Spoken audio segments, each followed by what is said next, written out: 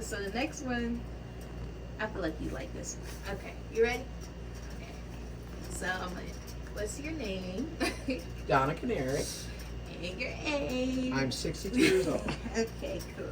So the first question is, who is your favorite actress? My favorite actress? Mm-hmm. My goodness. Whew, I have so many. Oh my gosh. My favorite. Okay, I'm gonna say your top three. Top three. Okay. Shoot. Sandra Bullock. Okay, that's a Okay. good one. Yeah, yeah. Lily Tomlin Okay. and Jane Fonda. I love them together Okay. too. You know, their movies are just hilarious. Okay. Okay. And then the next question is, who is your favorite your actor? Favorite actor? My favorite actor. Mm-hmm. Shoot, you should have warned me on this one to make me think. I think my favorite actor. I really like. I'm thinking about the shows that I watch. Jay Hernandez is really I don't know that one. Which Magnum. okay, yeah. Yeah, you know, he's nice looking and he just plays a really neat character. And I think that's sort of true to who he is based when you see interviews and stuff like that. Okay. And then, what is your favorite movie? Sound of Music. Sound of Music. Oh, that's my mom's favorite movie. Yeah. Okay. Like, why do you like that movie? Why is that my favorite? Why's your favorite one? Because, you know, I think the current generations are more skeptical that the Holocaust ever occurred. I actually have a teacher who was a prisoner of war during the Holocaust, you know, when I was doing my undergrad work. So with his tattoo here of his number, you know, and he had lost part of his tongue, but he, you know, had come to the United States and was, you know, teaching, you know, even though it was difficult. He, you know, I was just mesmerized by him.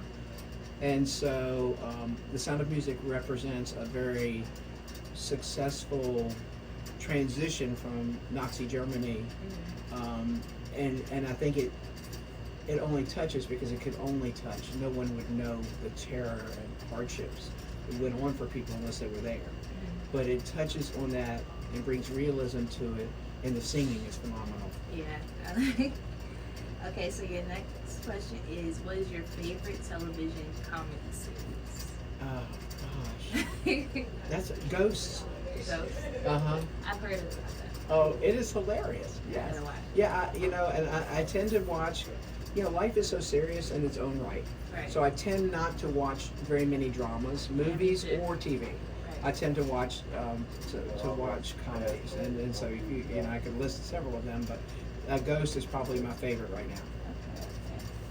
So who is your favorite sports team? Dallas Cowboys, girl. That was not even a doubt about that. Why? I've watched since I was a kid, watched football, and back when my grandfather was alive, when I was a little kid, we would watch football together. And he would always ask me, who do you want to win, the Dallas Cowboys or the Washington Redskins? And so, you know, a number of those times over the years, you know, the Cowboys would win. And he said, see, I told you those Dallas Redskins would win. So it's a pleasant memory for me, too. I like that. Yeah. And then who is your favorite athlete? My favorite athlete.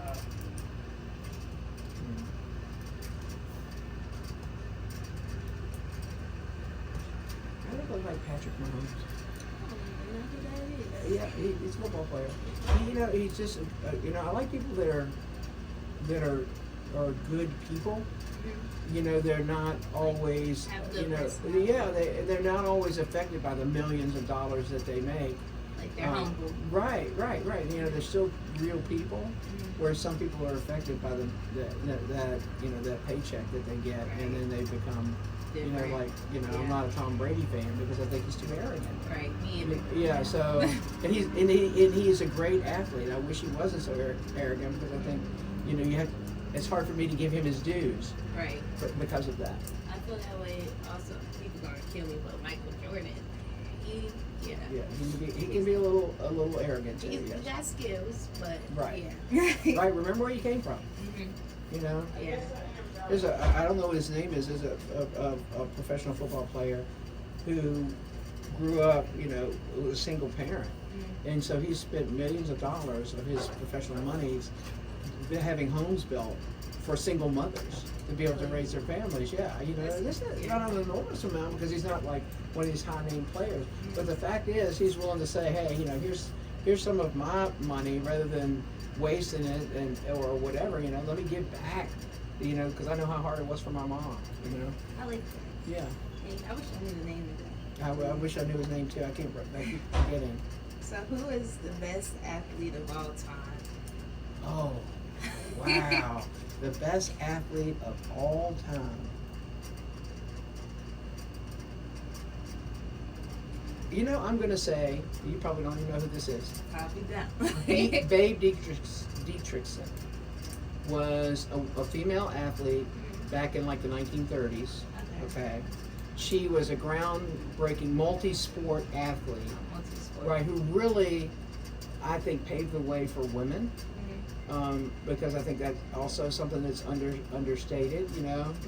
I mean, like you look at like Dawn Staley and what a wonderful coach she is. I remember when she played basketball, watching her. She's like my age, right?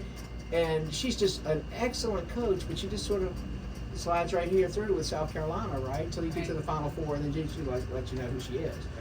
But yeah, she really, I think, paved the way for women's athletics back in a time where women were not supposed to be seen or heard. It was a whole different social atmosphere back then. And the same thing with like Wilma Rudolph for black women, right? Right. So those were people who were probably very ridiculed and given a hard time back in their era because they were women and they weren't at home doing what women were supposed to do, right? And they paved the way for us to be able to do those kinds of things. And I think that's where I would go with those two. Okay. Sorry, that's two answers. No, that works. That works. So, what is your favorite food? My favorite food, probably a good old hamburger. Ew. I was gonna say that or pizza, but I like both of those. Pizza. And mine's tacos. Taco? Yeah, I can eat taco. But what is your favorite dessert? Cheesecake. Oh, that is a great answer. See, I agree with that. It would be a close second with coconut cake. Coconut cake. Yeah. That's my grandma's favorite. Coconut cake. Yeah. It's like, when I have a birthday, my mom always wants me to make coconut I don't know about that one. And then the next question is, who's your favorite president? cake. My favorite president?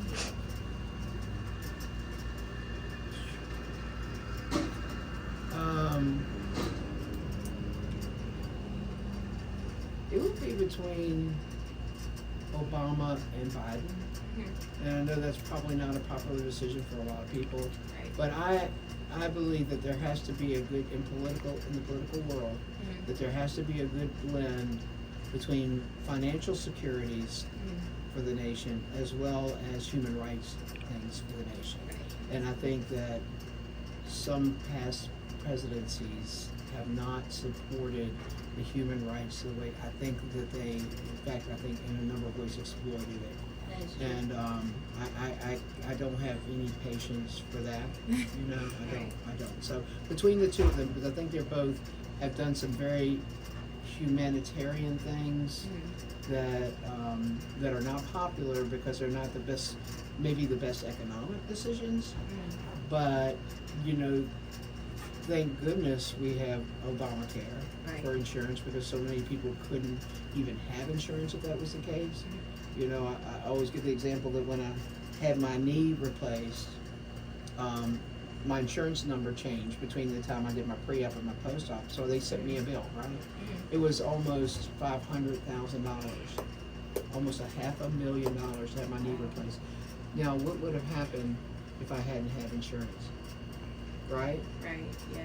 I mean, I get out of it paying maybe $2,000 or $3,000 Right, that is true. of that $500,000, and then they write off all this other stuff. Whereas if I didn't, they wouldn't write off any of that. And I'd be, in financial issues because of that. But I'm lucky enough to have insurance. But what about the people who aren't lucky to have it? So him addressing that, Biden trying to address the human rights issues that are going on across, in Ukraine, right? I mean, he's trying to say hands off, but supportive of a nation that's being, battered, right? And trying to take care of people here, I think, to the best of his ability. Right. And then the last question is, who's your favorite teacher? Who's my favorite teacher? Yes. My favorite teacher is also my mentor still today. And you'll be getting if we're copied on an email about your driver's ed to her. Okay. Bonnie Colvin. Okay. I was her student the first year she taught.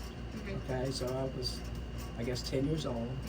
And then when I went to high school, she was the assistant basketball coach. So I played basketball. And then she was a softball coach, and I played softball. And then years later, when I came back to teach in the same locality where I grew up, she was a teacher in another school, but we collaborated and worked together. And then we actually, when I taught at Longwood, we actually taught together at Longwood. So she's been, this is how many years, right? Yeah. Over 50 years, Right. and she has been my mentor and my friend, so she's my favorite. And I want to thank you. That is the last question. Right.